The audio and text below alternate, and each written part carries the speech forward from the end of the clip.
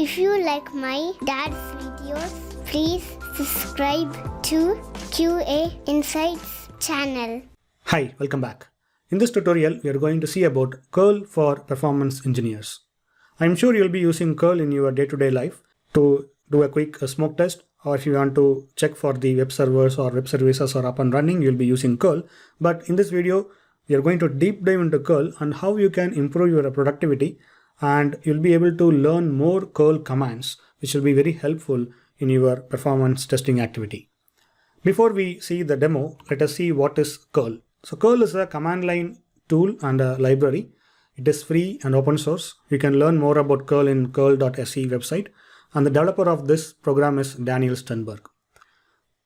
The letter C in curl stands for client, so client URL, or you can say CURL or curl, whatever you feel you can pronounce. So curl is the command line tool, and also it comes with the library called libcurl. Suppose if you want to embed this curl package in your software or your devices, you can leverage the libcurl library, which is written as C, and you will be able to transfer your data from your system to the server. So curl is very helpful if you want to quickly send some data to the server and get the response back. You can use curl, and most of the operating systems nowadays it's coming with the default version of curl, and no need to install it separately. But if you want to install a certain package, a certain version, you can visit the curl.se/download.html.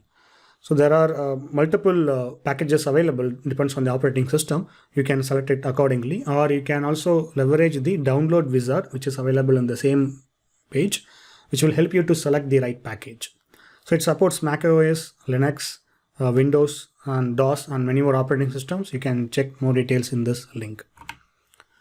So this curl will be very helpful, as I said, for the performance engineers or automation testers or development. So what you can do using curl from performance perspective. Suppose if you want to check for the server status, you can send the quick curl command.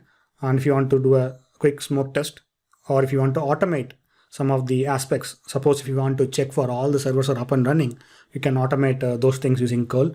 And if you want to do a proxy testing, of course, curl supports proxy. And if you want to do a quick FTP uploads or downloads, or if you want to send some post data to your HTTP request, you can send it in curl. And whatever I have listed here is just a tip of the notion, but you can do a lot more stuffs in curl because it supports multiple protocols. It's free, open source, and there are around 200 plus commands are available in curl. It is not possible to go everything, but I will just cherry pick which commands will be needed or which commands will be frequently using, and we are going to see in the quick demo. Now let us see how you can use curl to improve your productivity. So this is my Windows subsystem for Linux terminal session, and first let us begin to see what's the version of curl I have installed. So if you just type curl ---- version in your Windows subsystem for Linux, then you can see the version curl 7.68.0, and also you can see the release date and the protocols and the features.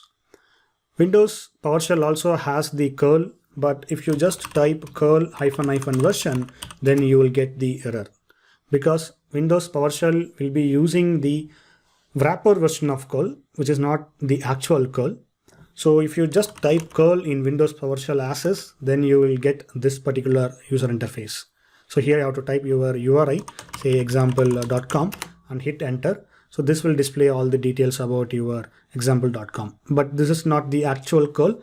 This is just a wrapper around the curl in Windows PowerShell. If you want to use the actual curl, you have to leverage curl.exe and ---- version. So this will display the actual version of curl installed in your Windows operating system. So this version is 7.761 in my Windows subsystem for Linux, which is using 7.68.0. Make sure you are using the right version, otherwise you'll end up using invalid commands. Now let us switch to the terminal, because this is where we are going to play, and let me clear my screen. And as you know, the curl by default, it uses the get HTTP method.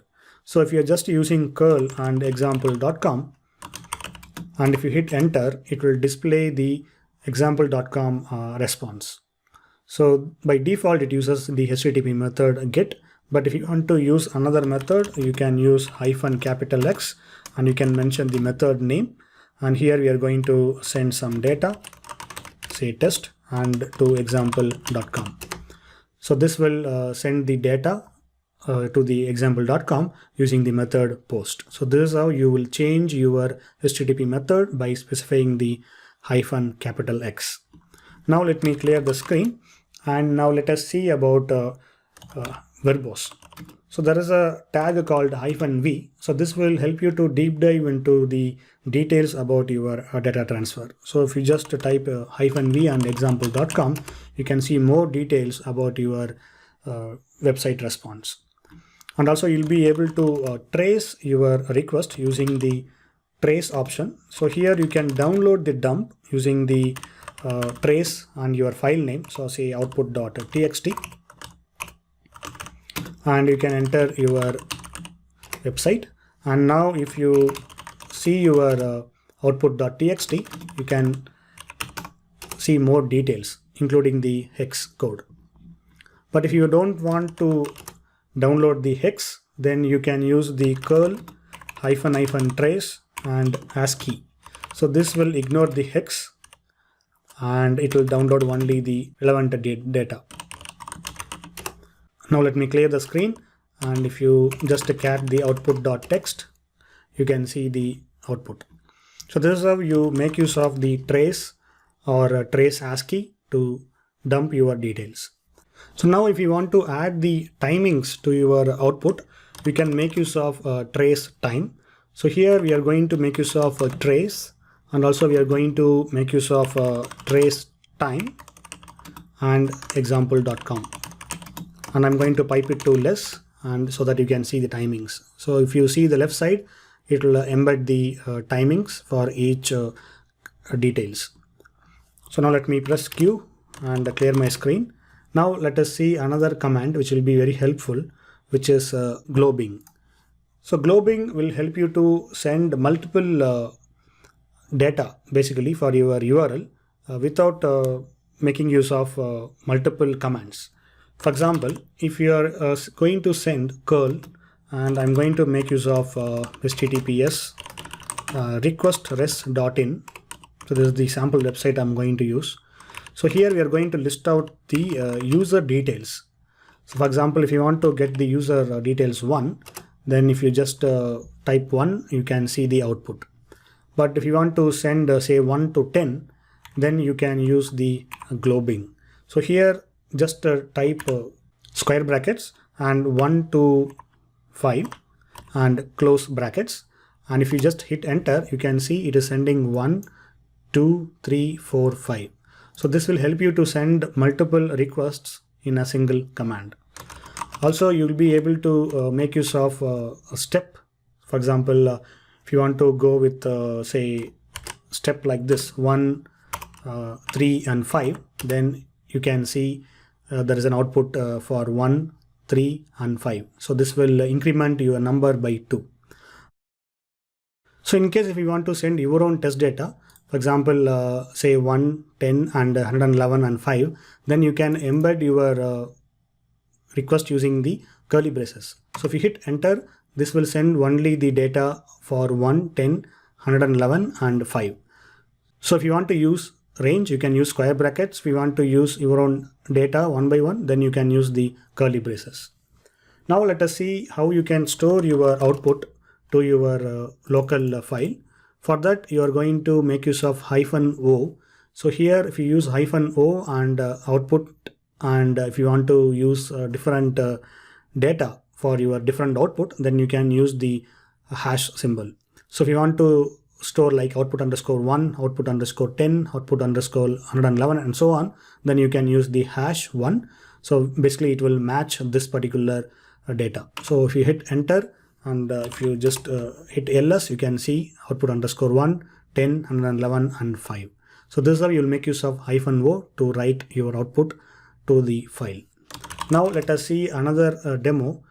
For example, if you want to use the progress bar, so I want to see what is the progress for each request, then you can add -hash at the end. So this will display the progress bar for each of your requests. And if you want to follow the redirects, for some of the requests you'll be getting redirects. So in this case, if you just type say google.com, you can see the redirect has been sent 3001 moved. Suppose if you want to auto redirect, you can add the -L tag. So this will automatically redirect you to the final destination. So now let me clear the screen, and now let us see how you can use the proxy. So if you want to use the proxy, you have to use -x, and you have to enter the proxy, for example 8080 like this, and the website address. So I don't have any proxy connector, so that is why it is throwing error. Or you can make use of proxy. So this also will work. So this will route your request via the proxy. Now let me clear the screen, and now let us see how you can send the post data. So this one you have already seen. So if you want to send the post data to your website, then you can use post-d and your data. And if you hit enter, you can see this data will be sent and you'll get the response. And if you want to send multi-form data, then you can use the -f. So this one will send the params, basically customer name, customer telephone, email address, size, topic, and etc. And if you just hit enter, this will throw the response. So this is how you'll make use of the -f tag to send the params. Next, we are going to see how you can save your cookies. So if you want to save your cookies from the example.com, you can use -c, and if you hit enter, this will store your cookies locally using the cookies.txt. So this is the file name we have given in the command. Similarly, if you want to load the cookies, you can also load the cookies using the -b tag. So this will load the cookies from the cookies.txt, and then it will send it to google.com. And if you want to send the auth credentials, that is also pretty possible. So if you want to send some basic authentication, then you can use the -user, and you can just send the username and password separated by the colon. And if you hit enter, this will log in into this particular website. So this will fail anyway because it's invalid credentials. But if you send the right credentials, you'll be able to log in and see the response. So next, let us come to the performance measurements. So to measure something, so what you can do is there are multiple ways you can use. So very simple way is you can make use of the -w. So this -w, this command, which will print the HTTP version and the response code and the total time. So if you hit enter, you can see the HTTP version is 1.1, the code is 200, and total time is 0.05 seconds. So whenever you use -w, and you can make use of the variable name. So these are built-in variable names, which is designed for a particular purpose, and you can check the documentation for more variables. You have to enclose this within the percentage and curly braces, and you can store these into your file, or you can just print it in the terminal. So here I have already created some template.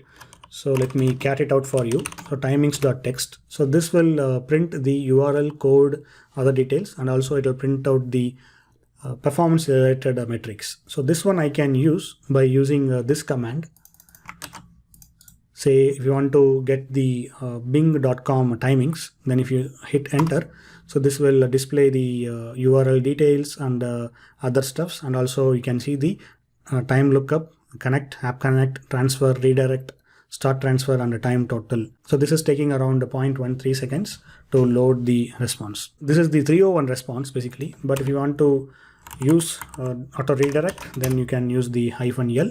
Then you can see the output here 200 bing.com, and the actual response is 0.23 seconds. So this is how, by making use of -w, you'll be able to measure the performance related aspects for your web service or website.